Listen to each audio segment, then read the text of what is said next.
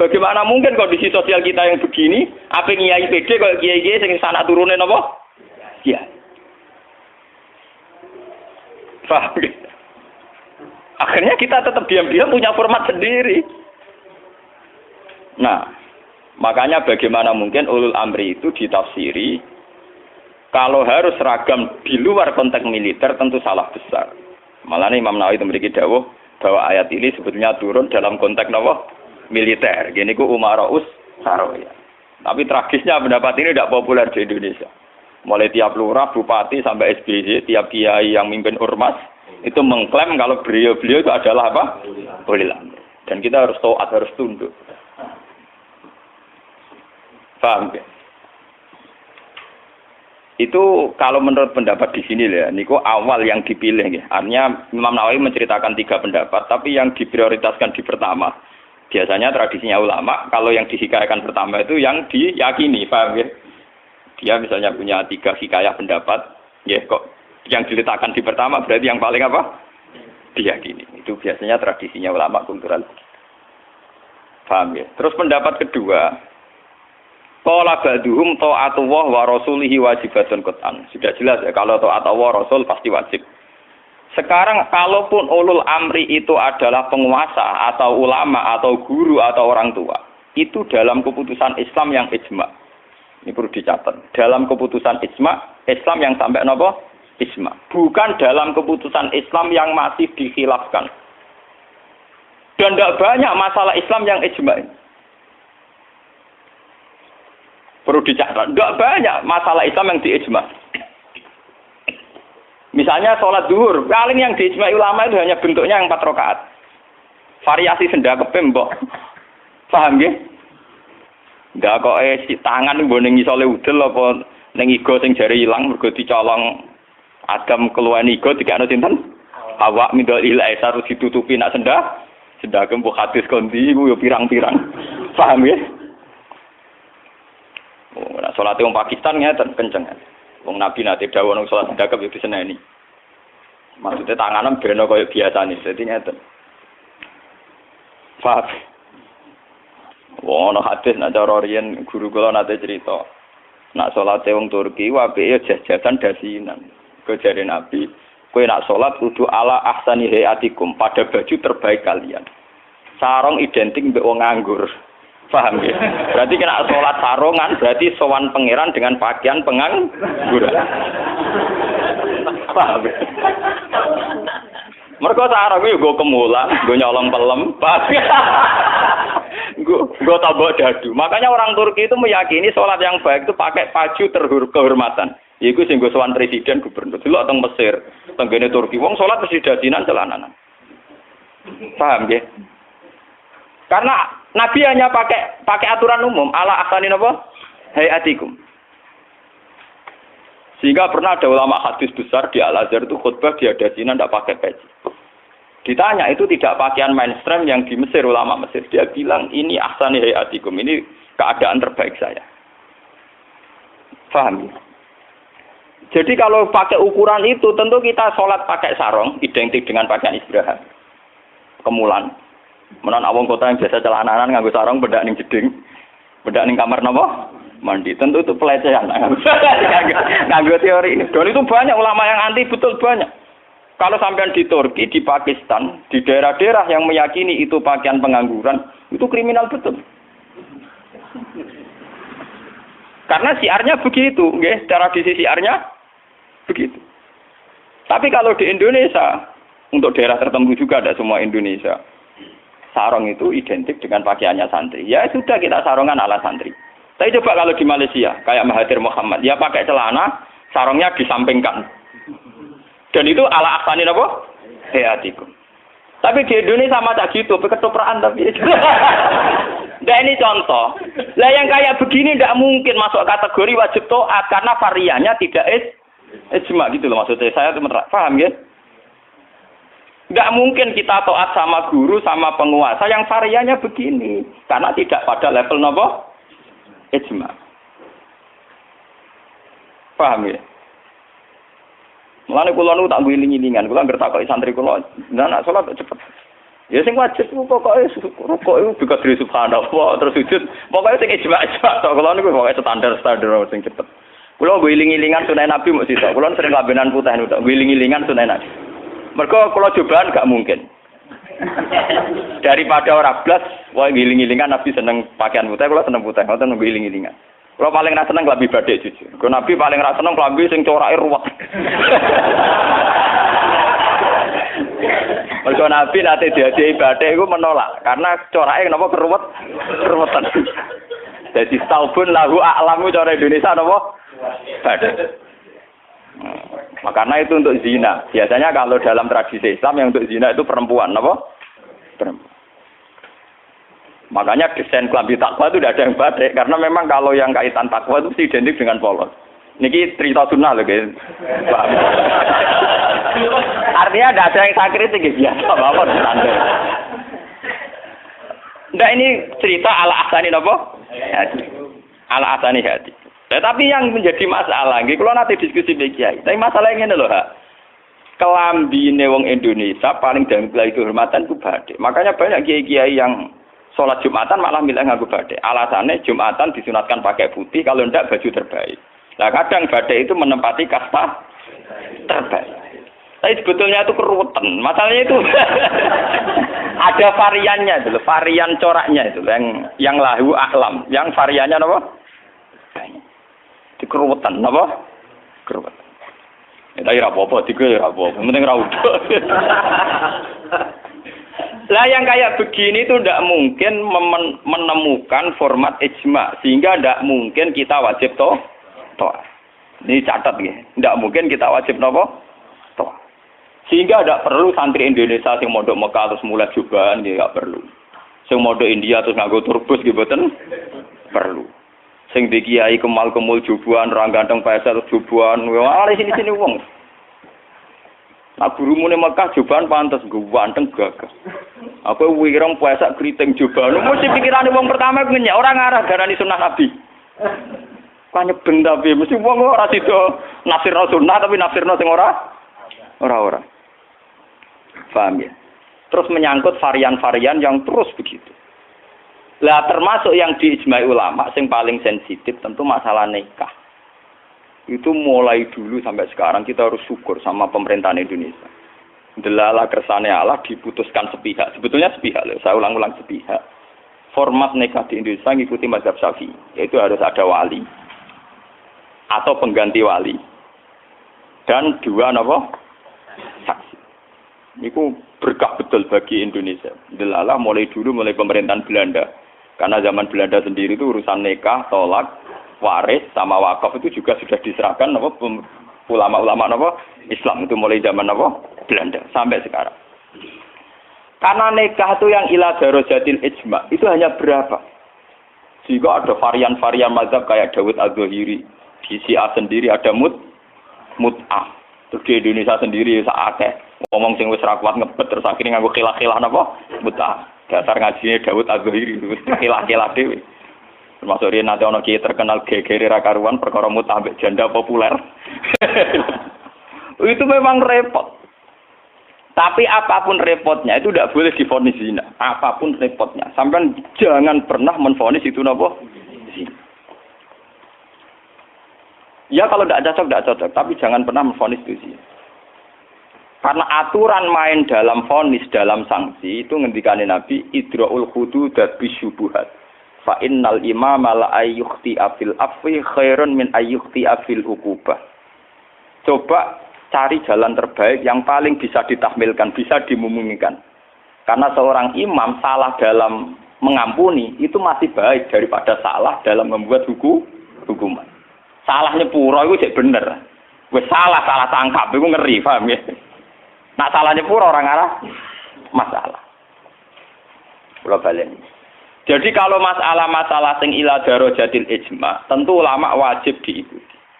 Dan menyangkut sholat yang ila darajatil ijma itu bisa dihitung. Paling itu tadi bentuk subuh 2 rakaat itu ijma. Kunute wis ora ijma. Kunute pun mboten apa? Ijma. Bismillah mboten ijma. Sampeyan sholat nang Masjid Mekah ning Haram ora ngarang ana wong maca napa? Bismillah. Jare wong Syafi'i ta ora maca bismillah. Terus ketawa KBIH itu pinter. oleh ngrayu jamaah iku maca London. Kok karo mati speaker ana London. Mereka ngomong sapi sing fanatik kita kok tenan, sah napa boten Gus? Wong Fatihah kok boten maca napa? Bismillah. Itu kata kabeh iku maca tapi apa? Kok karo mati speaker rasa ana ayo kru. Lah jamaah ya goblok nggih pun nak ngoten. Dari dulu kalau bismillah itu memang masalah. Nggih, mulai riyen memang napa? Masalah. Yang kalau kayak gitu itu tidak ila darajatil ijma. Lalu wonten cerita ulama Wahabi ketemu ulama Sunni. Zamane Sunni nang Indonesia ku NU lah. Ditakoni. Bismillah iku ayatun min kulli suratin utawa ora. Dari ulama NU ya ayatun min kulli suratin. Ya mesti kiyak tau ngendo. Ditakoki wong Wahabi, kena nulis kul wa ahad iku mulai angka 1 ayat 1 ku apa? Ya kul wa ahad iya nak mulai ayat ya tulis mulai bismillah. Ora ana tulisan Quran bismillah ditulis ayat itu. Mesti kul wa ahad 1, Allahu somad 2. Wong dhewe ora termak engko barani ayat iku piye? Wong dhewe nulis iku mulai napa? Mulai kul wa napa? Tapi ulama Wahabi kalah sitok ning Fatihah. Khusus Fatihah itu sebetulnya dalam ini ulama Wahabi itu pasti salah. Khusus Fatihah itu memang mulai dulunya dulu zaman ulama hadis. Khusus Fatihah itu bismillah ayatun minha. Nggih, ayatun minal Fatihah. Makanya Qur'annya Wahabi sekalipun itu untuk Fatihah bismillah itu sudah punya angka apa? 1. Khusus Fatihah loh nggih. Angger ora tau neliti, menyerah tau paham. Mulai tuwilik ngapal Al-Qur'an nganti laris semakane ora paham. Oh, ora bakat seneng ilmu. Khusus bismillah di Fatihah itu sudah ditulis angka 1. Karena dulunya dulu khusus Fatihah memang bismillah itu ayatun minha. Paham ya? Tapi di selain Fatihah jelas enggak sampean lihat. Di semua Quran seluruh dunia. Mesti bismillahirrahmanirrahim tanpa ada tulisan ayat. Baru kul a'udzu birabbil falaq ada 1. Paham ya? Itu menunjukkan bahwa tidak ayatun min kulli surat. Makanya sampean kalau punya Quran Arab Saudi ya, kalau sudah baca ya, ganti surat ya paling mandek sebentar, ya langsung sabbi isma rabbikal a'la nanti ganti surat ya walaili idza yasa nanti ganti ya wadduha atau apa pokoknya dia tidak berhenti tidak baca apa? Bismillah. Tapi api pemerintahane Wahabi ora apik. Bae ngono lah nak nyetak Quran standar dunia tetep ana bismillah ya. Paham? Mbok dirapahi piye pokoke walhasil niku dekne tetep nulis napa? Bismillah. Jadi cocok ra cocok pokoke sementing ditulis lumayan. Paham nggih? Mulane kiai-kiai kira iso do-bodoni jamaah. Sepundi kok boten maca Fatihah imame. Ya maca tapi kira krungu. Nggih pun nang. Wah ya. Paham? Tapi itu baik. Yang kayak begini itu tidak darajatil ijma dan kita boleh balelo, boleh napa? Balelo. Ya sama seperti konteks tarawih. Kalau bolak-balik matur, wong Muhammadiyah roh kabeh nak tarawih nang Masjid Haram 20. Taslimatun min kulli rakaat. Tetep balelo 8. Pahami balelo napa? 8. Wong NU ya roh kabeh nek Mekah Madinah ora ono kunut. Tetepe balelo napa? Kunut. Paham? Paham ya? Di Muhammadiyah balelo ning tarawih, NU balelo ning itu sah secara ilmiah karena tidak darajatil ijma. Nggih sah itu secara ilmiah apa? Sah. Apa contoh diterusno urusan poligami, tapi ekstrem. Poligami nggih ngoten. Wong roh kabeh, nak sahabat-sahabat itu garwane ana sing 16, ana sing 10. Tapi wong Syafi'i meyakini maksimal papat. Wong yo ora kabeh nek Sidina Ali misale dibojo nganti 16. Raja-raja Mataram malah 32 apa 6 ngono. Padahal iku wis Khalifatullah pranata napa? Ya wong ya artinya kita ini itu tidak ila darajatil isma. Kamu menvonis zina pasti salah. Jangan mentang-mentang kamu Syafi'i orang Islam yang menikahi di atas 4 kamu vonis zina pasti salah. Vonis kamu pasti salah, kriminal vonis kamu. Jangan mentang-mentang Syafi'i kamu menvonis zina siapa yang nikah fawqal arba. Enggak bisa. Karena itu memang keputusan maksimal 4 itu tidak. Sing ijma paling sak ndure siji mesti masalah geger iku ijma iku. Iku mergo nglakoni dhewe-dhewe. Paham, nah iku peristiwa kenyataan, nah iku ora urusan ijma ulama. Mulane anggere ana kiai sing ahli sosial kados kula takok iku hukume poligami piye? Poligami ora piye. Lah kok derawan iku ya mari repot. Nah iku mesti kemari repot. Halal sing mari napa? Repot. Jadi masalah-masalah yang tidak iradarojatil ijma itu tidak usah punya vonis hukum. Jangan katakan orang yang nikah fauqal arba hukumnya zina. Itu juga menyangkut Jumatan. Jangan katakan kalau sebelum 40 orang terus tidak wajib Jumatan, tetap wajib. Khas mensyaratkan 40 itu khas mazhab nopo? Syafi'i. Tidak bisa. Misalnya di desa-desa terbelakang banyak yang jumlahnya belum 40. Dan mereka tetap harus Jumatan. Dalam kitab-kitab Syafi'i sarannya juga gitu. Jika dunal arba'in sebaiknya tetap Jumatan. Meskipun nanti sebaiknya AA2 duron. Meskipun nanti sebaiknya ya ada apa? Karena bahaya kalau nanti ada Jumatan disyaratkan nunggu orang 40.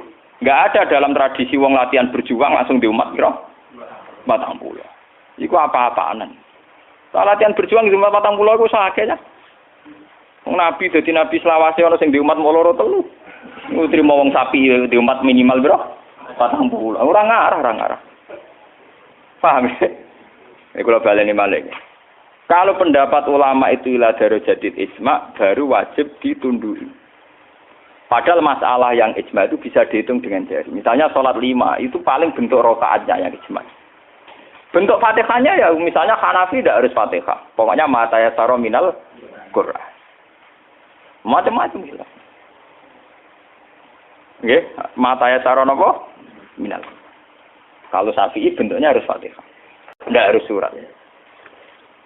Itu yang tidak ijma'nya.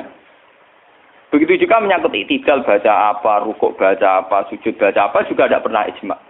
Sementing ada tumakninah bikot di subha. Nah, ya ukurannya bacaannya baca pakai begitu. Kalau diteruskan juga masalah qiraah, ada Ibnu Katsir, ada Imam Asim, ada Imam Amir, Ibnu Amir dan sebagainya. Sehingga qiraahnya Quran ya macam-macam. Cuma kita ngikuti qiraah atau Asim min riwayatin apa? Hafiz yang kita yakini dianggap qiraah apa? Masyhur. Paham itu? Kalau terusaken niki. Jadi niku sing menyangkut isma. Lah niki sing radi ekstrem Imam Nawawi ngendikan wa amma ta'atul umara wa salatin fal aksar annaha takun muharramatan. Niki ekstremen. Kalau taat pada penguasa atau raja itu kebanyakan konteksnya, kebanyakan kasusnya itu malah haram. Li annahum la ya'muruna illa bil dzulmi. Paling banter kebijakannya berbau napa? Zalim. Nah, niku ekstremen ya. Jadi Senawi Banten itu ekstrem. Dan dalam hal ini saya tidak sependapat dengan Senawi Banten karena kalau di kitab-kitab lain itu rata-rata meyakini vonisnya jangan haram, tidak wajib. Tidak wajib dulu. Kalau beda ini kalau contoh. Kalau dalam usul fikih dikatakan haram dengan tidak haram itu beda sekali. Sama seperti hukum dialogis. Misalnya Mustafa kere itu parah. Nah ora sugih iku ya ora nganti kere tapi ora nganti sugih. Misalnya Ruhin goblok itu parah. Tapi nak darani Ruhin uga ngalim tapi ora nganti goblok. Nah di sini Imam Nawawi menfonisnya ekstremen. Taatul umara itu haram. Niku ekstremen. Sebetulnya dirumuskan dulu tidak wajib, nggih. Urutannya napa? Tidak wajib. Lah tidak wajib itu bentuknya bisa haram ketika maksiat. Tapi ya kadang-kadang naik ke wajib. Kalau itu menjadi maslahatul ra'iyah. Paham ya? Juga bentuknya bisa sunnah. Kalau baleni malih nggih. Jadi teng usul fikih nggih, dasar-dasar ilmu usul fikih wonten aturan main ngeten nggih. Pertama misalnya hukum itu wajib. Ada tidak wajib. Nah tidak wajib itu bisa sunat, bisa mubah, netral, ya, bisa khilafil aula. Jadi jangan divonis haram dulu. Ya, jangan divonis haram. Dan kita ngikuti tradisi Sunni bahwa taat kepada umara selagi tidak memerintahkan barang haram, itu taatnya wajib. Selagi tidak memerintahkan barang apa? Nggih, jadi misalnya SBY punya kebijakan masyarakat harus bayar pajak misalnya, yang pada kadar yang wajar, itu ya wajib. Tapi kalau memerintahkan haram maka menjadi apa? Haram.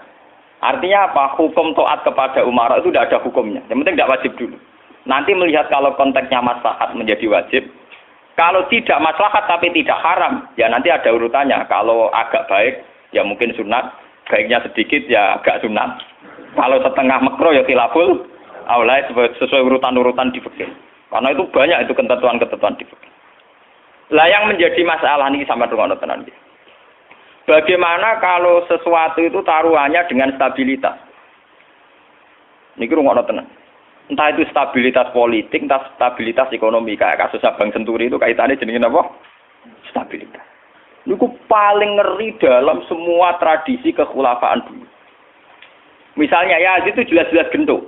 Yazid bin Muawiyah jelas-jelas gendut. Dia adalah aktor di balik pembunuhan Said Husain di Karbala. Tapi kalau dilawan akan terus berdarah-darah umat Islam. Karena de facto Yazid lah yang dianggap presiden saat itu. Karena dia putra Muawiyah yang memenangkan pertarungan politik dengan Ali bin Abi Thalib. Jika kalau dilawan akan terus berdarah-darah umat Islam. Tapi keputusannya Said Hasan mengakui pemerintahnya Muawiyah, juga pemerintahnya Yazid. Apa mengakui kebatilan? Ya enggak. Hasan hanya ingin bilang bahwa stabilitas umat berdarah-darah harus dihindari. Perang berkepanjangan juga harus dihindari. Sehingga ketika era Said Hasan disebut Amil Istimah. Itu paling susah. Dan itu mulai dulu sampai sekarang masalah. Begitu juga stabilitas ekonomi. Semua ulama itu ijma kalau riba itu haram.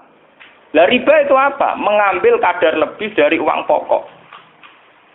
Tapi semua sistem keuangan dunia meskipun itu di negara Islam yang jenenge bank rumus dasarnya itu suku bunga. Lah makanya kayak sama tak ceritani.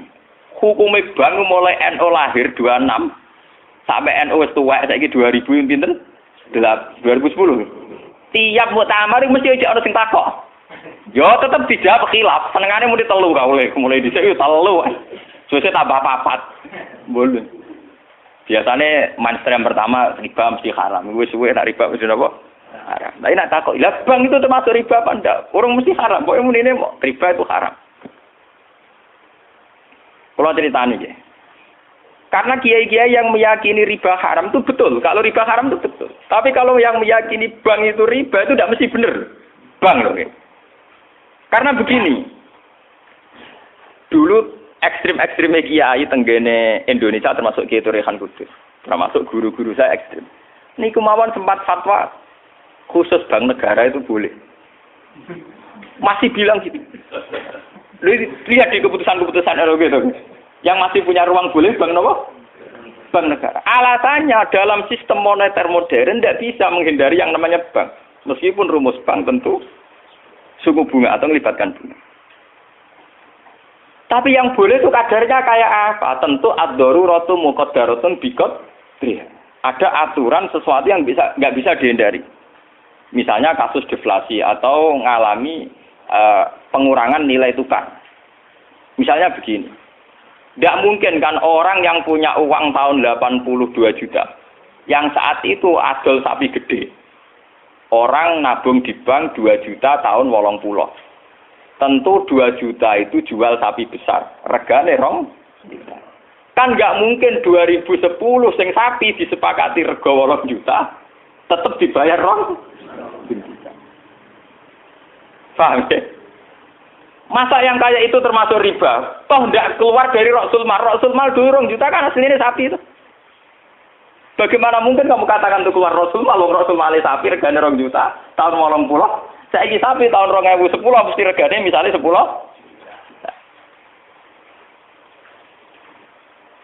Paham? Lah nek 8 juta mbok anggap riba. Lho Rasul Male apa sapi? Sapi nek saiki regane 10 juta. Lha iku sing dadi masalah ulama. Makanya dulu ketika rektor Al-Azhar sing jenenge Muhammad Saltut, kenapa Saltut itu populer di dunia akademik? Mergo dekne tahu kontroversi mengatakan jika riba itu ada juz'un yasirun yang menutup angka penyusutan uang, maka itu belum sampai kategori apa? Riba. Cuma sing dadi masalah di Jawa yang kita alami. Krus yang diakui syariat kan hanya krus pakai emas. Sementara krus wong desa pakai sapi, mergo ora duwe emas. Misalnya begini, ini pengalaman saya nggih.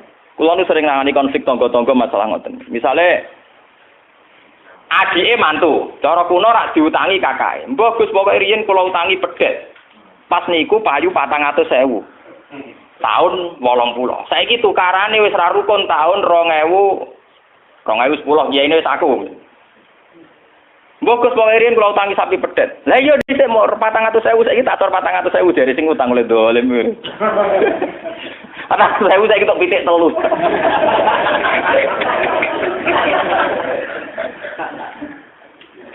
Aku lho dadi kiai iki gampang kula jawab ngeten mawon. Nak disaur 400.000 jelas mari geger. Itu kok ono pedhet mawon. Wong riyen utange napa? Pedhet. Sampeyan yo goblok. Terus orang nganggo pedhet, wong kene pedhet ya saya tuku pedhet. Enggak, engko aku ngukumi wajib nganggo krus pedhet wis rupa dhuwit mesti geger. Wah, dhisik kok pedhet yo sahur napa? Sekarang tetangga saya itu banyak yang haji. Itu gara-gara krusnya sapi. Dulu mbah saya itu namanya Mbah Sidik. Itu haji ku entek sapi 16. Sekarang itu wong-wong darani haji ku murah. Dulu keluarga saya haji kula menangi gek cilik, keluarga kula haji mau bayar 7 juta. Menangi malih haji 14 juta. Pas bapak kula haji 2003 niku 23 napa? Juta. Tapi wong desa muni darani haji saiki sepakat murah. Mergo nak ngangkrus nganggo sapi. Mergo dhisik sapi entek sapi 16. Saiki 30 juta lah mau entek sapi papat. Jadi wong desa nak darani haji saiki luwih murah timbang dhisik. Artinya apa? Rupiah yang melonjak itu tidak ada pengaruhnya dalam kursi wong desa. Mergo dhisik 7 juta entek sapi 6, saiki 30 juta mau entek sapi papat. Bagaimana Anda bisa menvonis riba dalam konteks-konteks serwet ini ekonomi ini? Paham ya? Mesti wong ora paham nak wong fikih ngukumi riba iku sak perampangan. Ya mau mikir maksudnya ora paham. Paham ya? Kalau kita nanti dibantah mbak Kiai, lah nak ngoten nak jenenge riba. Sama nak diutang aku malah saya kira iso nyaur, mesti riba. Wong diutang pak, wong diutang. Saya iso nyaur mesti kudu riba. Ana riba ra iso nyaur. Lah contohnya piye? Nah, misalnya sampean diutang aku 10 tik, saya iki golek duit 10 kangelan tik wis sahur 100 rupiah riba lho kok mending. Iya toh, misalnya orang dulu punya pecahan 10 rupiah. Diutang 10 rupiah. Saya iki ruhe nyaure piye? Golek pecahan terkecil saya iki 100 rupiah. Nyusui ra iso lho. Wong pecahane 80 ya ora ono. Apa riba itu misalnya? Paham ya? Kalau riba itu persis nilai intrinsik, nilai nominal uang, tentu masalah. Tentu napa? Berarti uang diutang 10 sen atau 10 rupiah kudu disaur 10. Golekine ning ndi? Paham ya? Nah ora susah barang riba lu nyusui duit 100 rupiah, golek 10 rupiah, 80 nggih. Piye carane? Malah dadi ulama gelem mikir, paham? Lah yang kayak begini ini masalahnya itu repot. Kalau sudah menyangkut stabilitas, entah itu politik, entah ekonomi, pasti itu repot. Kasus-kasus ini kasus Bank Senturi, kasus masalah intelijen itu kalau pertimbangannya stabilitas politik ada intelijen, stabilitas ekonomi ada permainan bank, kudu ono LPS, buah ono KKS, gak mbuh ono bulat. Padha untuk stabilitas kiai yo ngono, antar kiai rapati ngalim kudu dilindungi, ku ngono ya kiai. Lah karena semua itu demi stabilitas. Dari aku ditakoki wong, cara jenengan Ki Mustofa nis putih sak jawab ya wong apik. Tapi kok nate ngeten-ngeten ya wong ya tau salah tapi tetep wong apik. Iku demi stabilitas. Kalau mau tidak percaya pada kiai tinggi juga repot agama iki, paham? Paham? Orang mau bangkrut yang kalau enggak ada mosi percaya ono ras. Podo kalau dukungan masyarakat ke kiai rendah kita ya repot ngurus agama ki napa? Nang takoki kiai sapa iki cara jenengan putih apik ya mending. Tapi kok ngene-ngene Gus ya tetep apik di bangku ya bener. Aku lah sering disewani tiang-tiang ono kiai terkenal apa si A togo-togo desa mbok terkenal apa ngono jenenge fitnah ya macam-macam mbok fitnah mbok tenan apa napa alam. Ono kiai kok kelakuane ngene-ngene terus piye ben apik to. Sing diarani kiai kok apa? Kiai ku wong sing mimpin salat. Angger pancen salat itu pas kiai, lah di luar iku kowe ora ngekno ora apa-apa. Sesuai kiai ini kadang-kadang soal anakku. Wala Gus kula difitnah ngeten.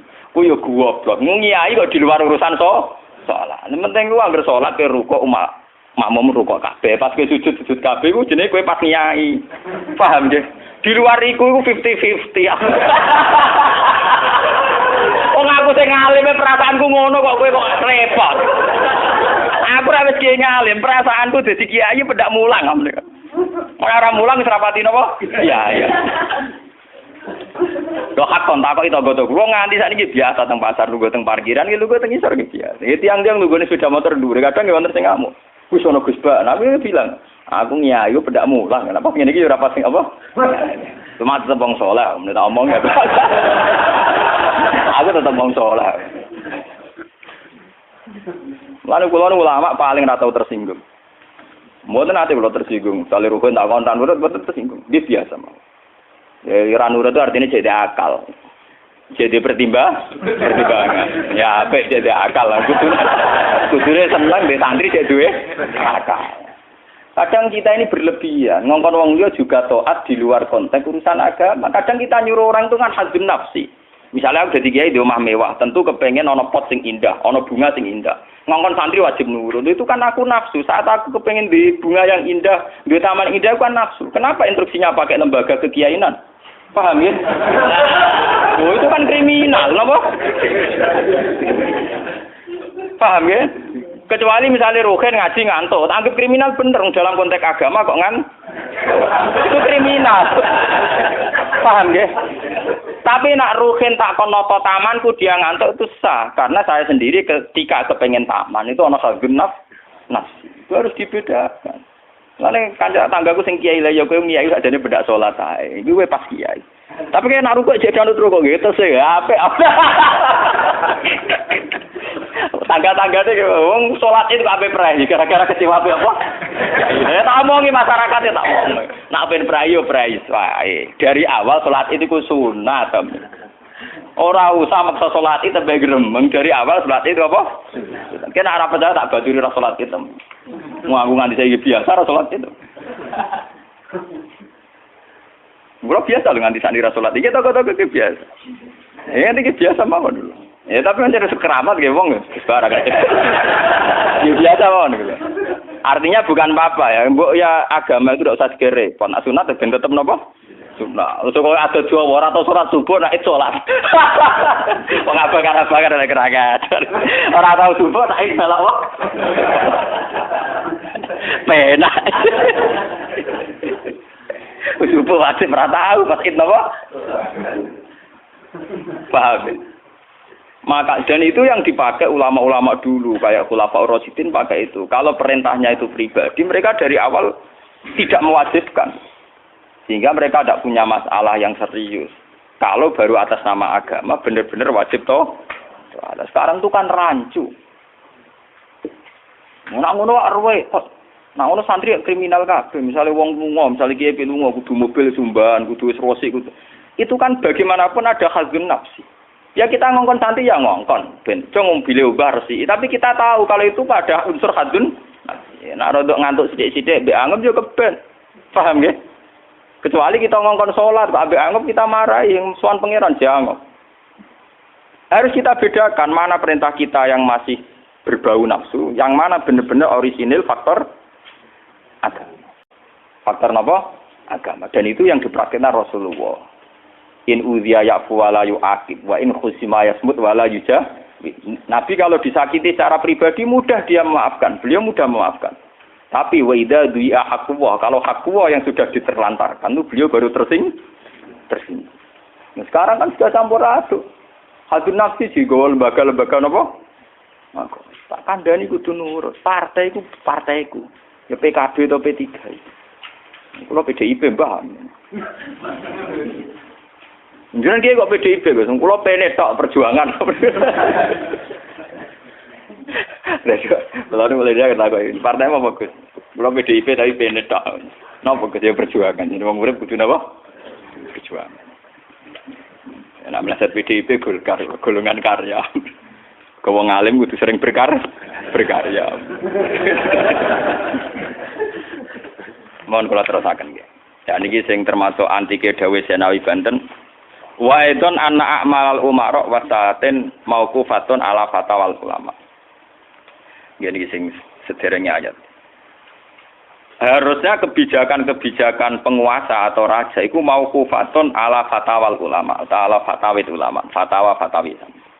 Raja atau penguasa itu kalau punya keputusan itu harus ikut pada garisnya ulama.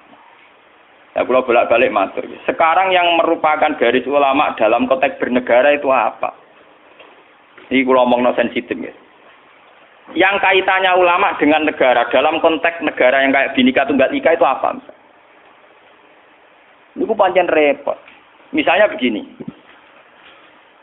kita punya Ambon, punya Maluku, kita punya NTT. Ketika dipaksakan dulu piagam Jakarta yang memaksakan syariat Islam, tentu mereka akan menantang keluar dari Indonesia, NTT dan Ambon, Irian Jaya misalnya. Yang kayak begitu itu tidak fatwanya ulama, itu sudah masalah bernegara. Mari kalau nanti tanggal kiai cara jenengan sebutikus. Misalnya Indonesia memaksakan penerapan syariat Islam. Syariat Islam yang mana? Kalau syariat Islam formal mungkin kita akan mengatakan sebaiknya diterapkan syariat Islam.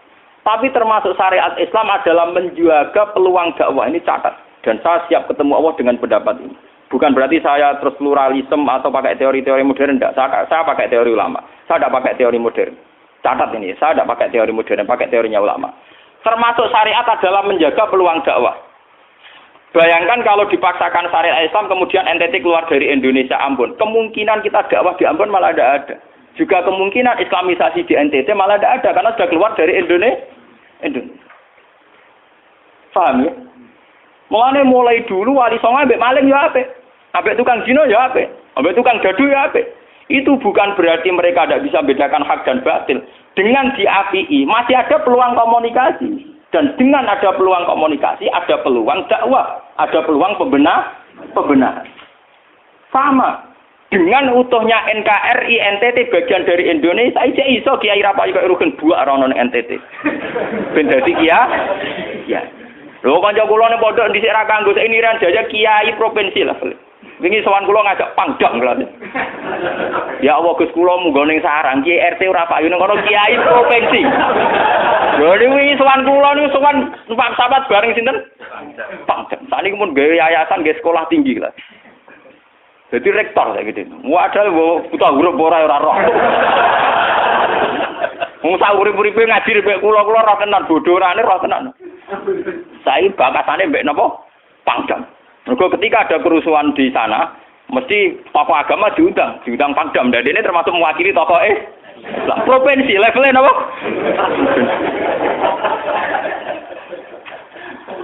Artinya logika sehat kita, kalau kita memaksakan syariat Islam formal malah NTT lepas, itu kan berarti tidak ada kesempatan dakwah. Toh dengan tidak lepas, toh kita bukan berarti tidak ingin dakwah, kan tetap ingin apa?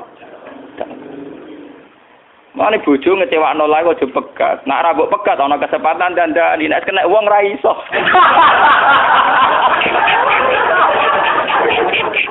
Tapi tak takdir ra apa.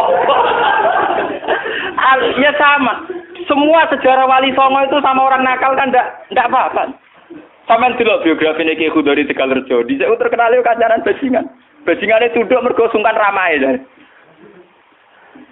Teng Rembang ana jenenge Ki Sahid, wonge ganteng Ki Toreko. Niku wonten bajingan tobat mergo kula nu sungkan mbek Mas Said. Mboten nate duka mbek kula, ger ketemu kula pengen senyum. Niku sungkan senyume nganti tobat. Artinya apa? Saat kita ekstrim atas nama hak dan batil malah lari. Toh teori itu ya diakui Quran walaupun tafazzan ghalidul qalbi lan faddu min hauli. Toh teori itu juga tidak jauh-jauh dari aturan Islam. Meskipun kita juga punya teori yang lain karena ini tidak selamanya berjalan lancar.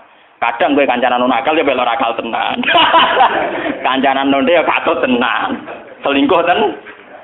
Sebab itu ya ben sing FPI ya keben ekstrem-ekstrem ya keben. Nyatanya pribumisasi kadang ya katut tenan. Wong Gus kancanan nakal kadang tinakali ora anut Gus, kadang Guse katut sing nakal. Malah jadi rocker. Dari sisi pertama dakwah dibeli Guse sing melok nyanyi. Ora kok sing grup band melok wiridan malah. Artinya kan metode apapun kan nggak semuanya jalan lancar. Tapi kita atas nama manhaj, metode, kita seluas mungkin punya wacana, guys. Terus kita punya banyak pilihan. Ini disebut ikhtilaful a'immah tetap nomor rahmah. Makanya yang kamu maksud dengan syariat Islam itu apa? Kalau sering bilang, yaitu misalnya ditetapkan undang-undang gini. Setiap syariat Islam, kenapa kita ngemis ke negara? Nunggu diundangkan. Kapan kita mandiri sebagai ulama kalau setiap syariat Islam nunggu diundang? Sebelum diundangkan negara, kita sama ulama selalu dakwah ilallah. Misalnya sebelum ada badan narkoba, sauri-uripe kiai mesti anti narkoba. Sebelum ada undang-undang misalnya tentang kawin, perkawinan, sauri-uripe kiai nak kawin mesti goleki wali. Nah ana tanggane kawin digoleki syahid, goleki napa? Wali. Kenapa setiap syariat Islam kita ngemis ke negara?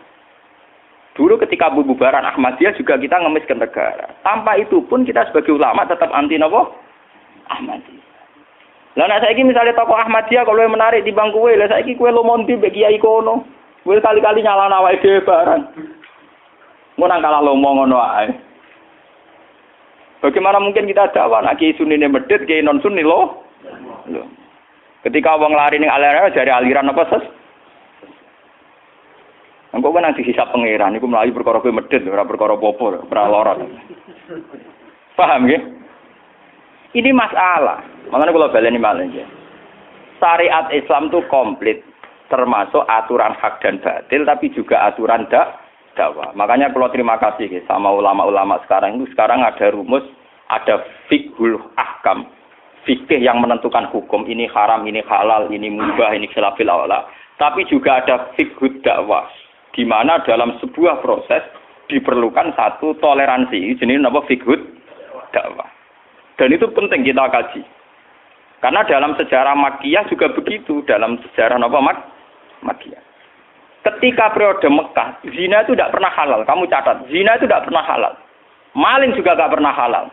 Tapi ada periode 13 tahun di mana Nabi tidak sering ngomong haramnya zina. Juga tidak ada hukuman bagi pezina. Artinya apa? Tidak mendesak untuk membicarakan urusan zina, urusan maling. Karena yang mendesak saat itu urusan tauhid. Misalnya kamu dakwah di NTT. Tentu yang penting umat diajak ke logika bahwa tauhid itu lebih benar ketimbang trinitas. Ya hanya begitu saja. Kamu tidak mungkin langsung masuk ke urusan zina, maling, gento dan sebagainya. At-tadrid fi sunnah, proses dalam sunnah. Itu juga penting. Ini tahapan-tahapan dalam proses dakwah. Lah fatwa ulama termasuk fatwa yang begini-begini ini.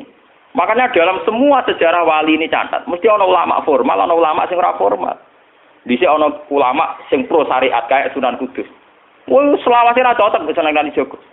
Kok Kalijogo pokoke wong Islam wis bener, mulane penggemar wong Yogya-Yogya nih. Termasuk ora usah salat dari salate Mbak Kali. Atine wis salat. Wala kan boyo lali salat 3 Klaten Jogja mbok kono. Sunan Kudus kafir cara dene. Selawase ra cocok. Ya tapi bagaimanapun, bagaimana mendakwai orang Islam kawasan Jogja, Klaten, Solo, golongane tingkir, kalau tidak model Kalijogo. Nyatane ya tetep saiki Islam pirang-pirang, sing salat ya wis akeh. Paham ya? Itu dulu masalah betul. Sunan Kudus kiai fikih. Bahkan kula untuk cerita nggih dari lisan ke lisan dari para kiai. Sunan Kalijogo selawase tukaran terus mbek Sunan Ainul Yakin. Ke sisi tok ape gawe dakwah nganggo macan tengul. Napa jenenge? Wayang napa? Tengul. Wayang tengul lak bentuke fisik wong, koyo patung. Haram. Kuman swara sorotan udziba kok kon ngekek nyawa barang jero iki kuno kan. Akhirnya tukaran. Kalijogo sadar iku metode efektif. Walhasil akhirnya disuwarno kiai sepuh zaman iku Sunan Kudus, Sunan Ampel, terus ditenan ya saiki sedengan wayang kulit. Mergo wong gepeng ora urip. Ya tetep ana wayang tapi kulit. Artine iku ya gepeng ku artine kan gak ana ora urip iku kan ora perlu kon ngekeki nyo. Iku setengah-tengah. Lah Sunan Kalijogo muni syahadat iku lho moh. Munine sekaten. Muni kalimat syahadat lho moh, muni kalimat sodo. Saking jawanisasi napa bae dene yakin putih ku sunat ya nganggone ireng terus. Kabeh foto wali songo putih kecuali Kalijogo. Dari TKB onto napa? Kusumo. Yang tangga kula, bapak kula wong Tuban kali Jogong Tuban. Wong kula nate diburu tiang-tiang gara-gara terkenale bapak kula di warisan KB onto Kusumo. Saiki warise kula nu tamune kathah. Golek kabine sinten Sunan? Zaman kula enak, mun tak dol lah go ngopi ya.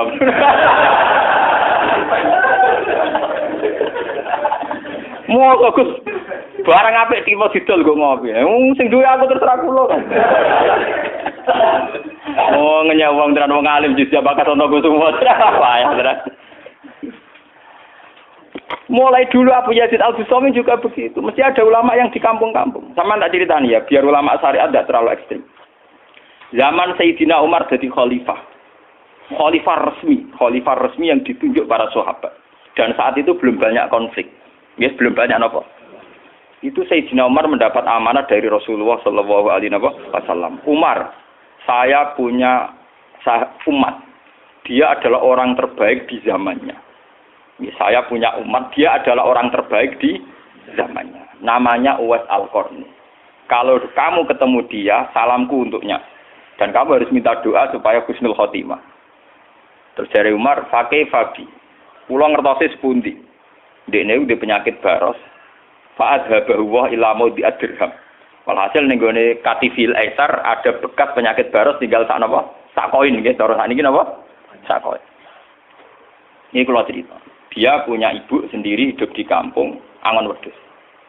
Walhasil Umar tiap ana tamu ya diblodori. Paham ya, anggar sing raine mirip-mirip ngono iku. Nah ora kutil kan maksudnya iku. Ora mau diatur. Mboten niku kula cerita nggih, ben sampean ngerti.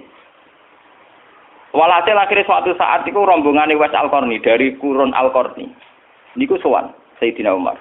Ketika ketemu sesuai sifat itu, Sayyidina Umar nangis itu. Uwais Al-Qarni mboten purun. Walhasil akhirnya yang memerintahkan ini Rasulullah. Uwais Al-Qarni purun nangis terus ditunjuk. Lalu sing antik apa? Sayyidina Umar tanya, "Ya Uwais, saya ingin waktu supaya kamu mau ketemu saya." "Ndak ya Umar, ini harus pertemuan terakhir. Ini harus pertemuan apa? Terakhir." Walhasil semenjak itu tidak ketemu lagi sama Umar. Artinya apa? Dan itu saya yakin, sama ndak usah anut kula, keduren anut makom kula. Dan resiko sama mesti rawani. Artinya begini. Ketika orang dengan izzatil Islam, ini catat betul. Misalnya wong dadi kiai gede, kados kiai kula misalnya Kiai Memun, kados Hasyim Muzadi, kados Gus Dur, kayak kiai besar. Jangan-jangan nikmatnya jadi kiai besar oleh umat loh, oleh umat tidak oleh mereka ya, jangan salah paham. Oleh umat ditafsirkan wajar dong mereka senang jadi kiai, di mobil mewah, di duit akeh pengaruhnya gede. Misalnya Habib Lutfi, orang-orang punya pengaruh, Ki Hamid Pasuruan umat. Artinya apa? Mereka aku yakin mereka orang-orang soleh yang bisa nikmati keberhadiran Allah Subhanahu. Tapi umat tetap membaca mereka bagaimanapun ada fasilitas. Umar sebagai khalifah punya pengaruh, punya uang, punya otoritas. Bagaimana dengan fakta bahwa Islam juga mengajarkan orang hanya nyaman hanya satu, dengan Allah, dengan kebenaran. Tapi dengan percontohan orang-orang kayak Uwais Al-Qarni, maka Islam utuh. Ada penjaga syariat kayak Sayyidina Umar, Habib Lutfi, Kiai Memun, Ki Hamid Pasuruan. Orang-orang jadi sentral, cara teori sosial jadi mercusuar. Tapi ada orang-orang yang menunjukkan bahwa dia bisa bahagia hanya dengan kebenaran. Paham ya? Akhirnya umat kan enak. Lho kados kula nu ngrasakno tenan. Kula nu nganti saiki rong tau jeneng imam masjid. Padahal imam-imam itu sungkan lho. Kula nggih mboten nate pidato. Kula nggih iso ya sing pasar be anak kula dhewean mboten ngajak pengawal. Saya tunjukkan kepada umat bahwa ajaran Islam yang sebenar yang bisa membahagiakan adalah senang pangeran titik. Dan kewajiban dasar dalam Islam wong kon rumah anak. Soal pengaruh aku, lho saya ngomong ini jujur loh. Saya punya pengaruh kalau ngaji ya ngaji saya banyak. Tapi saya tahu betul yang kewajiban pada saya yang hakiki hanyalah saya pada anak saya. Awaladin soleh. Kau nona kasus bakat santri. Rabbi habli miladunka dzurriatan thayyibah ora ana tulaban. Ora ana ning Quran hadis bakat santri. Ketok tangan pun ana. Paham ya? Artinya apa? Kalau santri-santri punya cita-cita kayak kiainya, nganti donga, itu kan terbayang kiai yang mulya, kiai yang dapat suwanan banyak, kiai sing dicucuki wong akeh. Itu bahaya sekali, kok nak mulai rada dadi ngono mutung. Perempal-perempul. Aku ngalim lah ora ana kiai, ora dadi kiai. Loh, untuk jadi kiai itu kan gampang. Orang nikmati sholat, nikmati ibadah, nikmati kebenaran, wis hakikate kiai, paham ya? Malah dekne gento, nak nyaratno enak ngenteni mul. Kula nganti sakniki, bayangno sakniki, umpama sampean saiki kuwabe lho ora seneng kula. Kula nek ndak ada masalah. Kula kok krungu kabar sakniki sing seneng jenengane bubar kabeh. Sami sekolah garok lho mboten susah. Hakon lho. Hakon wah lho mboten susah.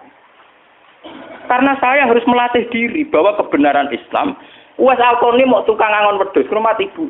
Agar esok dagangan di pasar nak badi di rumah ibu. Tapi dengan begini dia walinya setingkat Sayyidina Umar.